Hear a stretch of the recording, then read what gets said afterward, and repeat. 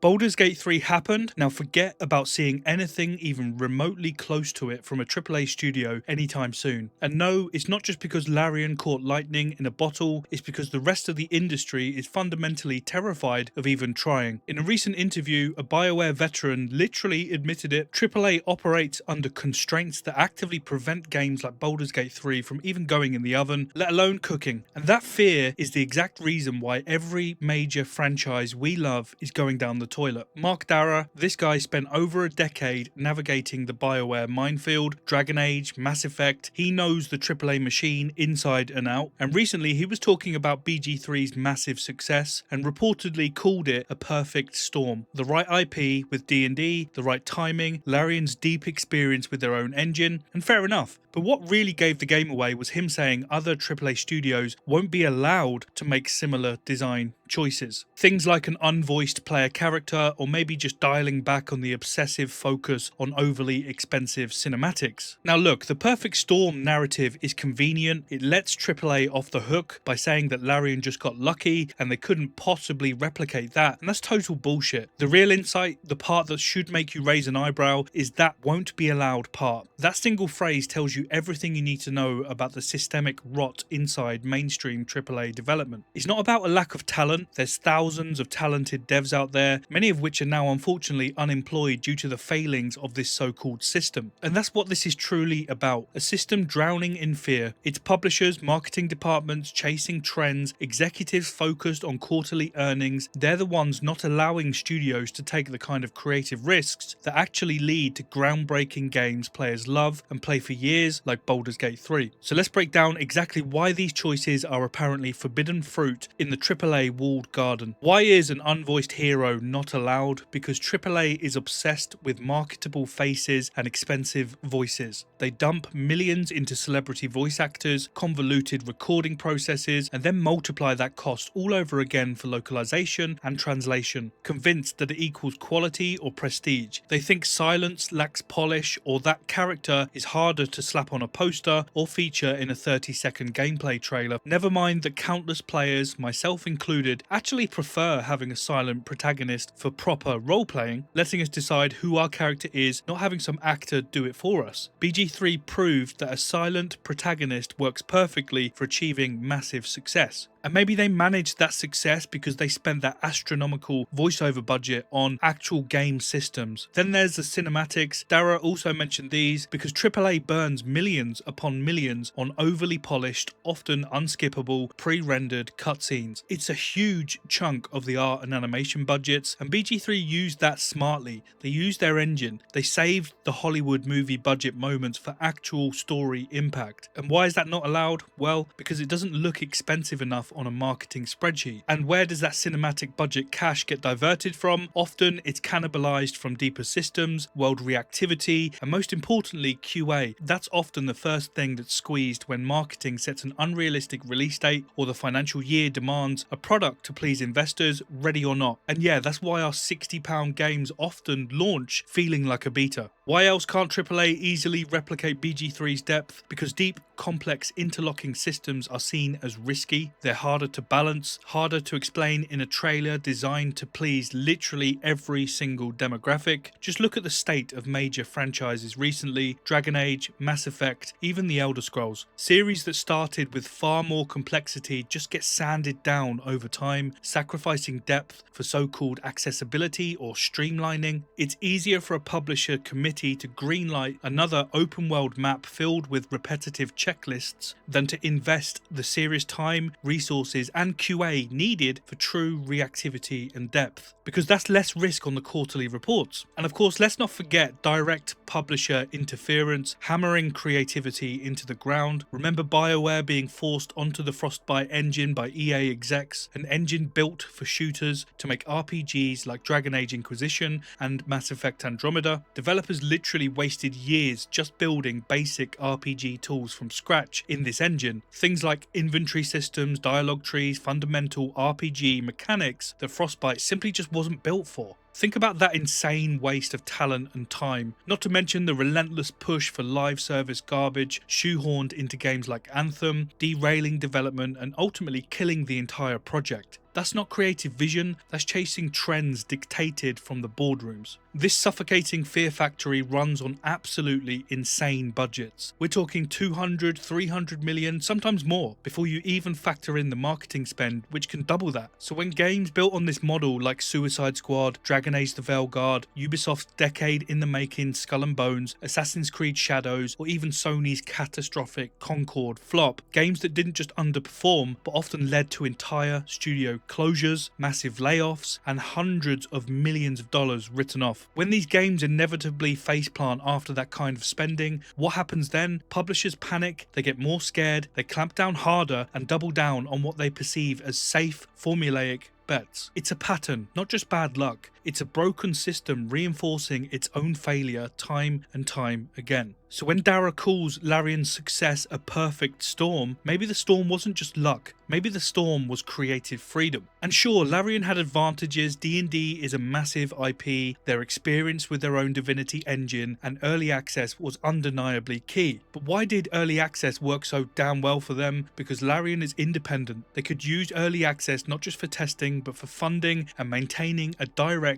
years-long feedback loop with their actual players, building a loyal community invested in the game's success every step of the way. They could refine, react, and build based on real-time player feedback, prioritizing that long-term quality over short-term metrics. And now try picturing EA, Ubisoft, or literally any other AAA publisher allowing that level of transparency, that kind of lengthy, player-driven iteration without demanding short-term results, forcing monetization schemes, or pulling the plug because it didn't hit some arbitrary quarterly target. AAA studios might have bigger overall wallets, but that cash is shackled to the publisher machine. Marketing black holes, corporate overheads, shareholder dividends, rigid production timelines. It's not flexible, responsive development cash, and IP isn't a magic shield. Plenty of studios have spectacularly fumbled huge licenses, so that perfect storm, sure, you can call it that, but it looks suspiciously like built different because they weren't chained to the usual soul-crushing AAA bullshit. And this whole systemic fear, these misplaced priorities, it directly impacts what ends up on your hard drive. This is why so many heavily marketed 60 quid AAA RPGs feel depressingly repetitive, why they launch riddled with bugs, why they feel shallow